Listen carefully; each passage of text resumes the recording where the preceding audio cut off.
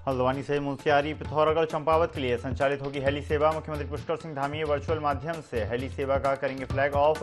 RCS के अंतर्गत होगी संचालित।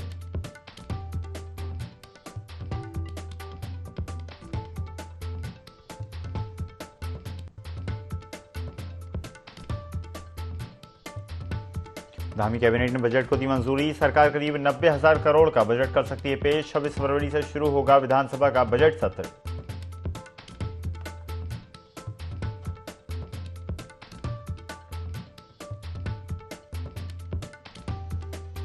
टिहरी की यमुना नदी में गिरी कार, 6 लोगों की मौत। मरीज को उपचार के लिए जा रहे थे देहरादून। हादसे पर सीएम धामी ने भी जताया दुख।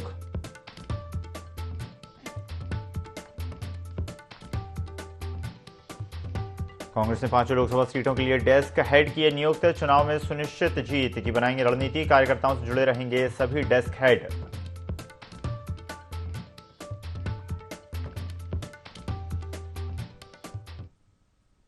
नमस्कार, स्वागत है आपका इंडी 24 में। मैं हूं आपके साथ ईसा अहमद। बुलेटिन की शुरुआत करते हैं। खबर देहरादून से है, जहां पर हल्द्वानी से मुंशियारी पिथौरागढ़ चंपावत के लिए संचालित होगी हेली सेवा। आपको बता दें, मुख्यमंत्री पुष्कर सिंह धामी वर्चुअल माध्यम से हेली सेवा का फ्लैग ऑफ करेंगे।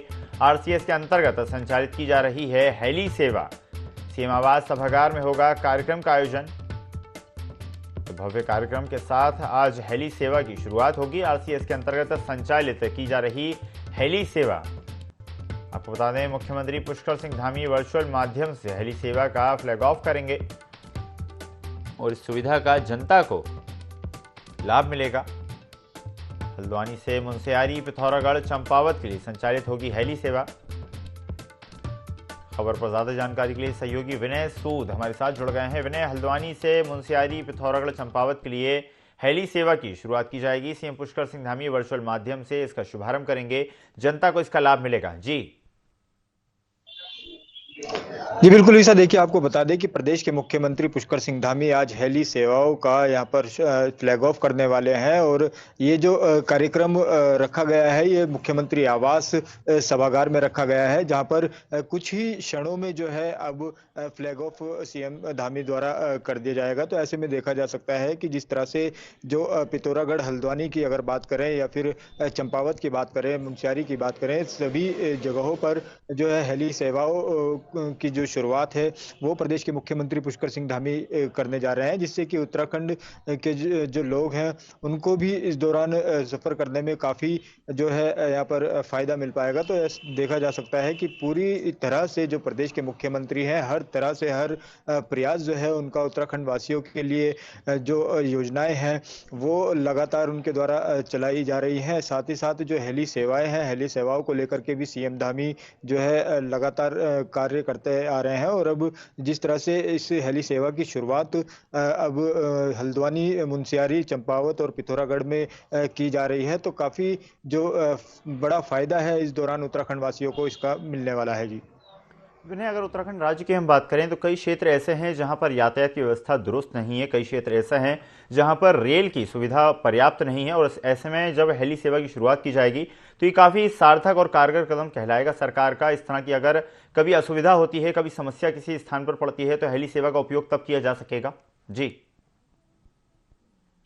बिल्कुल इसे देखिए, आपको बता दें कि जिस तरह से उत्तराखंड की अगर बात करें तो जो सड़कें हैं, सड़कों को लेकर के लगातार उत्तराखंड सरकार कार्य कर रही है। जो गड्ढा मुक्त करने के जो अभियान है, इस दौरान उत्तराखंड सरकार द्वारा चलाया भी गया है। विभागों ने जो है उसमें कार्य भी किया है। साथ ही साथ इसके अलावा बात की जाए जाम की, तो जिस तरीके से जो जाम की समस्याएं इस दौरान आती हैं, तो उन को देखते हुए भी जो है एक तरह से जो बड़ा फायदा है यहाँ पर हेली सेवाओं के दिशा में, जिस तरीके से हेली सेवा यहाँ पर शुरू हो रही है उत्तराखंड में। यहाँ पर हल्द्वानी की अगर बात करें, चंपावत की बात करें, मुंशियारी की बात करें या फिर पिथौरागढ़ की बात करें, तो जिस तरीके से यहाँ पर हेली सेवा का जो शुरुआत हो रही है, ऐसे में देखा जा सकता है कि काफ़ी महत्वपूर्ण जो है, काफ़ी सराहनीय जो कार्य है इस दौरान सीएम धामी का यहाँ पर जो है इसको माना जा रहा है और जो उत्तराखंड के लोग हैं इनको इसका फायदा जो है मिल पाएगा, क्योंकि कई बार ऐसा होता है कि जो ऑन रोड जो लोग जाते हैं इन जगहों पर, इन क्षेत्रों में जाते हैं, तो उनको जाने में काफ़ी लेट लतीफ़ी भी हो जाती है। तो हेली सेवा के माध्यम से जो है उनका समय भी इस दौरान बच पाएगा। जी जी बिल्कुल विनय, तो माना जा सकता है कि काफ़ी सार्थक और सराहनीय पहल ये सरकार की है, आम जनता को इसका लाभ मिलेगा। धन्यवाद विनय, जुड़ने के लिए और जानकारी साझा करने के लिए।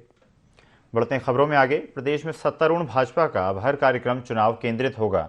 पार्टी की राष्ट्रीय परिषद की बैठक में शामिल होकर राजधानी वापस लौटी पार्टी पदाधिकारी चुनावी तैयारियों में पूरी तरह से जुट गए हैं। बीजेपी प्रदेश महामंत्री आदित्य कोठारी ने बताया कि भाजपा राष्ट्रीय अध्यक्ष जेपी नड्डा इसी महीने आखिर में गढ़वाल और कुमाऊं का दौरा कर सकते हैं। उन्होंने कहा कि राष्ट्रीय अध्यक्ष उत्तराखंड के दौरे के दौरान सभी पदाधिकारी और कार्यकर्ताओं के साथ संवाद स्थापित करेंगे। हमारे राष्ट्रीय अध्यक्ष आदरणीय जेपी नड्डा जी का फरवरी के अंत में उत्तराखंड भ्रमण का कार्यक्रम प्रस्तावित है और जल्दी ही ये तय हो जाएगा।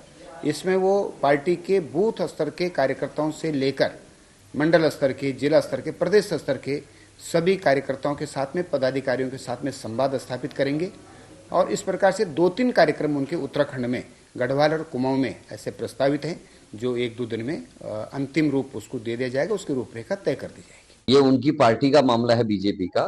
जो भी आए, उनकी पार्टी का अध्यक्ष आए, कोई भी आए, ये उनका मामला है और हम स्वागत भी करते हैं। लेकिन जिस तरीके से आदरणीय खड़गे जी के प्रोग्राम को खराब करने की कोशिश बीजेपी ने की, परेड ग्राउंड मांगा, डीएम से मांगा, उन्होंने स्मार्ट सिटी का हवाला देते हुए इनकार किया और उन्होंने कहा हमारी पॉलिसी में है कि हम इसको किसी भी पार्टी को या इस तरह के कार्यक्रम के लिए नहीं देंगे। उसके बाद मंत्री जी भी 2 दिन तक लटकाते रहे उस विषय को। और अगर अब जेपी नड्डा को मिला तो कांग्रेस पुरजोर विरोध करेगी, जम के विरोध करेगी, क्योंकि आप 2 तरीके के नियम नहीं बना सकते। बीजेपी के लिए अलग नियम, कांग्रेस और अन्य दलों के लिए अलग नियम नहीं हो सकते। हम इसका पुरजोर विरोध करेंगे। हाँ, परेड ग्राउंड के अलावा कहीं भी हो, हमको इससे कोई आपत्ति नहीं। लोकसभा चुनाव को लेकर प्रशासनिक तौर पर तैयारियां जोरों पर हैं, जिसे लेकर डीएम और एसएसपी ने बैठक कर तैयारियों का जायजा लिया। बैठक में जिले के सभी सीओ, एडीएम सहित सभी अधिकारी शामिल हुए। डीएम धीराज गब्रियाल ने बताया कि चुनाव के मद्देनजर दूसरे चरण की बैठक थी, जिसमें संवेदनशील इलाकों को चिन्हित कर इसकी रिपोर्ट 1 हफ्ते में सौंपने के निर्देश दिए गए।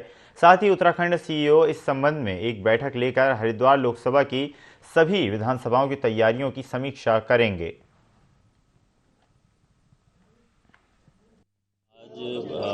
जिलाधिकारी महोदय और मेरे द्वारा जितने भी हमारे सेक्टर मजिस्ट्रेट्स हैं, पुलिस ऑफिसर्स हैं, इनके साथ एक मीटिंग ली गई थी, जिसमें वल्नरेबिलिटी मैपिंग के संबंध में और जो आने वाला जो हमारा किस तरीके से आगे चीज़ों को हम लोगों को इलेक्शन में करना है, उसकी तैयारी को लेकर की समीक्षा बैठक थी। और इसमें वल्नरेबिलिटी मैपिंग के लिए अभी, क्योंकि अभी इनिशियल स्टेज पे ही हम लोग इस काम को कर रहे हैं और अगले 2-3 दिन में इसको हम लोग फाइनल करके, इलेक्शन कमीशन की कल मीटिंग भी है, उससे पूर्व हम लोग इसको करेंगे। क्या तैयारियां हमारी होनी चाहिए, इसके दृष्टिगत हमारे जितने भी 11 AROs हैं, जितने COs हैं, ADMs, एडिशनल एसपी हैं और सारे SHOs और SOs, उन लोगों की एक मीटिंग हम लोगों ने की है कि कल के दिन में सेंसिटिविटी कितनी हमारे ज़िले में है और उसमें वल्नरेबिलिटी की जो मैपिंग हम लोग करते हैं उसमें क्या प्रोग्रेस है, इसको लेके हम लोगों ने मीटिंग की है। तो दूसरे चरण की मीटिंग आज थी हमारी। कल ये लोग और बैठेंगे, कल और परसों। उसके बाद फिर फाइनल जो मैपिंग इन्होंने करनी है, वल्नरेबल मैपिंग जिसको आप लोग बोलते हैं, तो वो 1 सप्ताह के अंदर हमें दे देंगे। और कल इन्हीं तैयारियों को लेकर भी CEO उत्तराखंड जो है आदरणीय पुरुषोत्तम जी, वो भी अपनी टीम के साथ यहाँ पे आ रहे हैं और पूरे जनपद में जितने भी विधानसभा हैं और साथ में देहरादून की जो 3 विधानसभाएं हमारे हरिद्वार लोकसभा में है, टोटल 14 हमारी विधानसभा है इसमें, इसके अंतर्गत आती है, उसकी पूरी समीक्षा करने वाला है। टिहरी में एक कार अनियंत्रित होकर यमुना नदी में जा गिरी। हादसे में 6 लोगों की दर्दनाक मौत हो गई। जानकारी के अनुसार कार सवार उत्तरकाशी के मोरी क्षेत्र से किसी मरीज को लेकर देहरादून जा रहे थे। इसी दौरान नैनबाग के पास यमुना पुल पर यह हादसा हो गया। घटना की जानकारी के बाद पुलिस और SDRF की टीम ने रेस्क्यू कर शवों को बाहर निकाला। तो वहीं CM पुष्कर सिंह धामी ने भी हादसे पर गहरा दुख व्यक्त किया। टिहरी से खबर आपको बता रहे हैं, जहां पर एक कार अनियंत्रित होकर यमुना में जा गिरी। जानकारी के अनुसार कार सवार किसी मरीज को लेकर अस्पताल जा रहे थे। हादसे में 6 लोगों की दर्दनाक मौत हो गई। जानकारी के अनुसार कार सवार उत्तरकाशी के मोरी क्षेत्र से किसी मरीज को लेकर देहरादून पहुंचना चाहते थे, लेकिन इसी बीच ये हादसा हुआ। नैनबाग के पास यमुना पुल पर कार दुर्घटनाग्रस्त हो गई। घटना की जानकारी के बाद पुलिस और एसडीआरएफ की टीम ने रेस्क्यू कर शवों को बाहर निकाला। मौके पर मौजूद लोगों ने मामले की सूचना पुलिस को दी। बढ़ते हैं खबरों में आगे। अंतर्राष्ट्रीय मातृभाषा दिवस पर देहरादून के IRDT सभागार में कार्यक्रम का आयोजन किया गया, जिसमें सीएम पुष्कर सिंह धामी शामिल हुए। कार्यक्रम में सीएम धामी ने साहित्यकारों को उत्तराखंड साहित्य गौरव सम्मान से सम्मानित किया, जिसमें 10 साहित्यकारों को 1 लाख रुपए सम्मान राशि दी गई।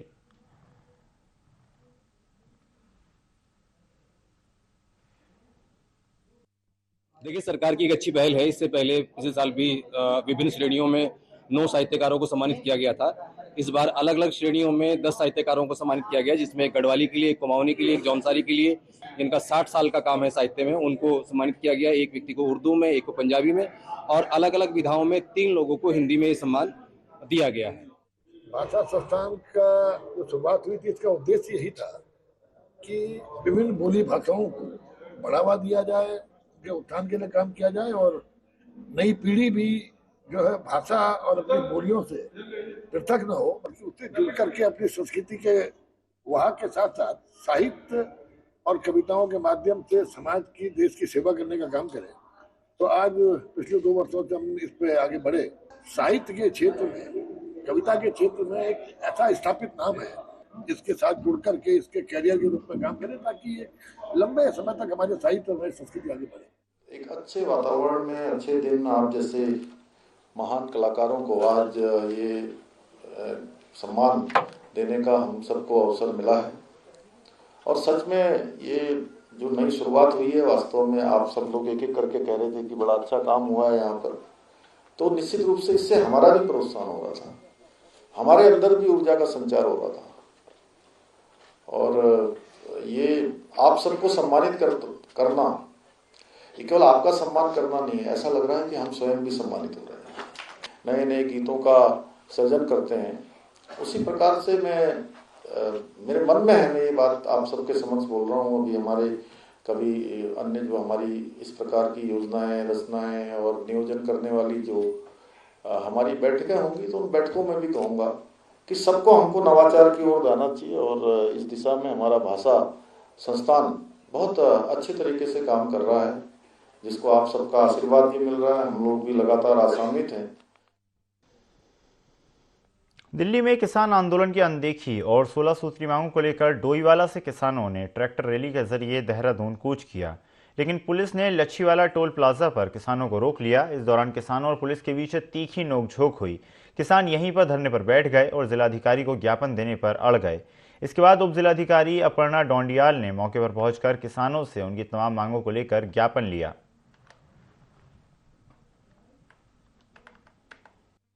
हमारी शुरू से चल रही है, उसके साथ ही करीब 12 मांगों का जो ज्ञापन है पंजाब के जो किसान हैं वो भारत सरकार को सौंप रहे हैं। उसमें है हमारी जो किसान हैं, इन्हें जो 60 साल से ऊपर की जिनकी अवस्था हो गई है, उन्हें 10,000 रुपया की पेंशन दी जाए। उसके अलावा हमारे दिहाड़ी मजदूर हैं जो आम फैक्ट्रियों में काम करते हैं, जहाँ उन्हें 200, 250, 300 रुपए दिहाड़ी दी जाती है, उन्हें जो मजदूरी है वो कम से कम 700 रुपए पर डे दी जाए। इसी के लिए हम ये जो आज का ज्ञापन था जिलाधिकारी महोदय को देने जा रहे थे। यहाँ पर आज हमें पुलिस द्वारा रोक लिया गया है। कूच करने का कोई हमें शौक नहीं था। हरियाणा और पंजाब के बॉर्डरों पे जो किसानों के साथ सरकार द्वारा अन्याय किया जा रहा है, उन पे लाठी, डंडे, पानी की बौछारें, यहाँ तक के हद से बदतर हो गया, उन पे गोलियां तक चलाई जा रही हैं। तो हम उसके विरोध में डिस्ट्रिक्ट देहरादून का किसान आज डीएम देहरादून को मिलने जा रहा है। अगर आप इस बैरिकेडिंग की बात करते हैं, ये तो 2 मिनट का खेल है तोड़ना। अगर डीएम साहब स्वयं यहाँ आकर के हमारा ज्ञापन ले लें तो हम देहरादून जाने से रुकेंगे, अन्यथा हम नहीं रुकेंगे। 16 बिंदुओं के विभिन्न डिमांड्स है जिनके लिए उन्होंने ज्ञापन दिया है, और ये महामहिम राष्ट्रपति महोदय के लिए दिया है, जो हम अपने स्तर से आगे जिलाधिकारी महोदय के माध्यम से आगे अग्रसारित करेंगे। फिलहाल वो मान गए हैं और वो अपना आंदोलन अभी यहाँ पे पहुँच खबर लोहाघाट से है, जहां पर आगामी लोकसभा चुनाव को देखते हुए तथा चंपावत जिले में मतदान प्रतिशत को बढ़ाने के लिए डीएम चंपावत नवनीत पांडे के निर्देश पर स्वीप कार्यक्रम के तहत स्वीप नोडल अधिकारी जीवन कलोनी ने लोहाघाट से मतदाता जागरूकता वाहन को हरी झंडी दिखाकर रवाना किया। वाहन को रवाना करने के बाद नोडल अधिकारी जीवन कलोनी ने बताया कि स्वीप टीम मतदाता जागरूकता वाहन के जरिए लोहाघाट विधानसभा के तीनों ब्लॉकों में जाएगी और उसके साथ ही लोगों को आगामी लोकसभा चुनाव में अधिक से अधिक मतदान करने के लिए प्रेरित करेगी। उन जगहों पर ज़्यादा फोकस किया जाएगा जहां 2019 लोकसभा चुनाव में 50% से कम मतदान हुआ था।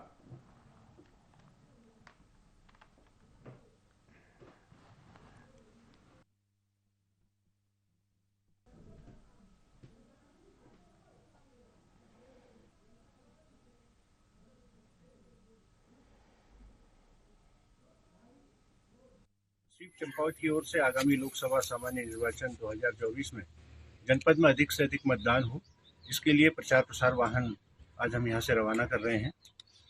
प्रथम चक्र में हम उन मतदान केंद्रों को केंद्रित कर रहे हैं जहां पर 2019 के लोकसभा चुनाव में 50% से कम मतदान हुआ था।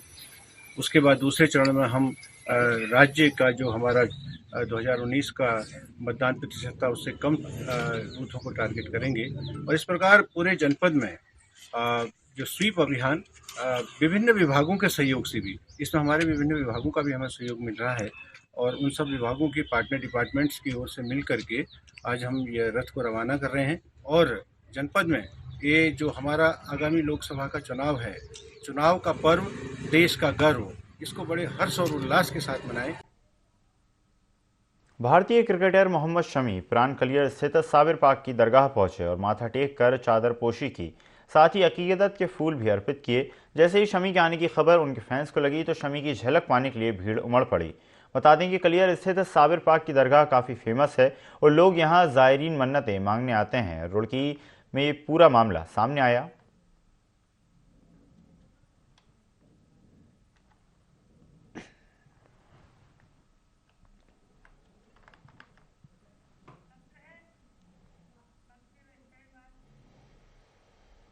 उत्तराखंड विधानसभा के इस सत्र को लेकर कांग्रेस लगातार धामी सरकार पर निशाना साध रही है। कांग्रेस का कहना है कि बजट सत्र गैरसैंण में न करके पहाड़ों की अनदेखी की जा रही है। प्रदेश कांग्रेस अध्यक्ष करण माहरा ने कहा कि हमारे तमाम सहयोगी दल 27 फरवरी से गैरसैंण के में डमी सत्र आयोजित करेंगे, जिसमें एक सीएम अध्यक्ष बनेगा तो विधायक और मंत्री भी बनेंगे।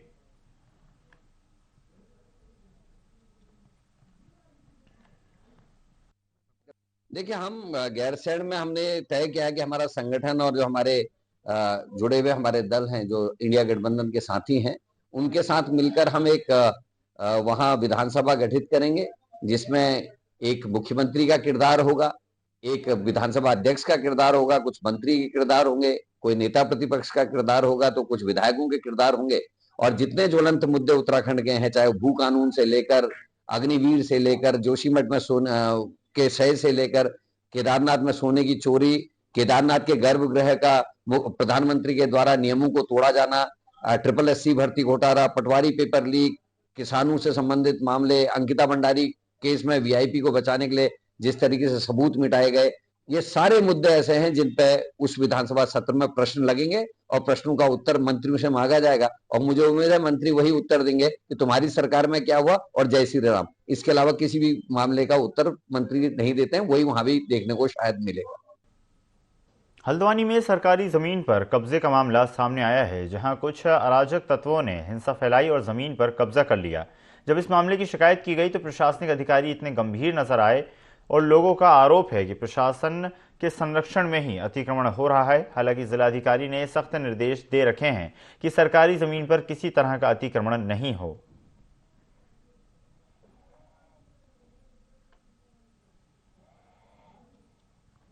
प्रकरण सामने आया था कुछ व्यक्तियों द्वारा वहाँ पे पंचायती भूमि में, जहाँ पर पीड़ बाजार पिछले 17 सालों से बढ़ता हुआ आ रहा है, अवैध निर्माण किया जा रहा है। वहाँ पे सरिये वरिये गाड़ दिए हैं और अवैध निर्माण करने की कोशिश की जा रही है। ग्राम पंचायत जीवनगढ़ का दस्तूर बन गया है। यहाँ पे प्रधान वगैरह आकर इसमें ओल झोल कर रहे हैं, घोटाले कर रहे हैं, भूमाफिया बन चुके हैं यहाँ पर लोग। और मैं आपको संज्ञान में डालना चाहूँगा कि ये जीवनगढ़ में ही और अम्बाड़ी में लगता हुआ डाक पत्थर जो ये मंदिर के नीचे है, हनुमान मंदिर के नीचे कब्रिस्तान हुआ करता था कभी, वहाँ पे किसी मौजिज व्यक्ति ने अवैध रूप से भूमि पर कब्जा किया है। 1-1.5 बीघे की रजिस्ट्री करवाई है किसी से मिलजुल के और कब्जा दे दिया है। 8-10 बीघे पे मकान बनाए हैं, बाकायदे रजिस्ट्री यहाँ तक कर दी है। तो फर्जीवाड़ा सरासर सामने आया था। एक जो ये सूचना आई है एकदम गलत सूचना है कि तहसील प्रशासन की टीम वहाँ पे गई थी और मौके पे कागज वगैरह वो किए थे और उसके बाद जो आगे की कार्रवाई है वो की जा रही है। अपनी जो निजी जमीन के बारे में था उसमें जो प्रकरण आया था सामने उसकी जांच कराई गई है। ये जो प्रकरण है वो जांच का विषय है, वो जांच की। हाँ, निर्माण कार्य रुकवा दिया। देहरादून में स्वजल समिति और जिला जल स्वच्छता मिशन समिति की बैठक हुई, जिसकी अध्यक्षता मुख्य विकास अधिकारी झरना कमठान ने की। बैठक में झरना कामठान ने जल जीवन मिशन के कार्यों को 15 मार्च तक पूरा करने के निर्देश दिए। साथ ही उन्होंने कहा कि जनपद के 638 गांव में से 629 गांव ODF प्लस हो गए हैं, बाकी गांव को भी जल्द ही ODF प्लस किया जाएगा। जनपद में टोटल 638 गांव हैं, जिसमें से 629 जो हैं वो ODF प्लस हो गए हैं और बाकी कुछ गांव जो बचे हैं विकासनगर ब्लॉक के हैं, उनको भी शीघ्र ही ODF प्लस कर लिया जाएगा। इसके अलावा जल जीवन मिशन के कार्यों की भी लगातार समीक्षा की जाती है। इसमें हमारे P1 यानी फेज 1 के सभी कार्य पूर्ण हो गए हैं। P2 के कार्य अभी चल रहे हैं यानी फेज 2 के कार्य। फेज 2 के कार्यों में भी हमारे लगभग 425 कार्य हैं, जिसमें से 143 कार्य ही शेष बचे हैं, बाकी पूरे हो गए हैं। तो हमने जनपद में जल संस्थान और जल निगम के अधिकारियों को निर्देशित कर दिया गया है कि वो 31 मार्च तक जो है जो शेष कार्य बचे हैं 143 उनको भी पूरा कर लें। इसके अलावा जो हमारे FSTCs होते हैं यानी functional house hold tap connection, वो भी पूरे जनपद में 99% तक जो है दे दिए गए हैं और लगभग 170 कनेक्शन ही बचे हैं जो अवशेष है, इसको भी हम मार्च तक पूरा कर लेंगे। अधिकारियों को निर्देशित किया गया है कि वो कार्य की गुणवत्ता भी बनाए रखें और साथ में समयबद्धता का भी ध्यान रखते हुए मार्च तक हर स्थिति में कार्य को पूरा करने का प्रयास करें। देहरादून जिला उद्यान विभाग के द्वारा शीतकालीन पौधारोपण अभियान चलाया जा रहा है। मुख्य उद्यान अधिकारी डॉक्टर मीनाक्षी जोशी ने जानकारी देते हुए बताया कि शीतकालीन पौधारोपण के लिए उद्यान निदेशालय से आवंटन प्राप्त हुआ है और 4 योजनाएं संचालित की जा रही हैं। उन्होंने कहा कि इन 4 योजनाओं के लिए हमें पौधे आवंटित किए गए हैं, जिन्हें 15 मार्च तक पूरा करने का लक्ष्य है।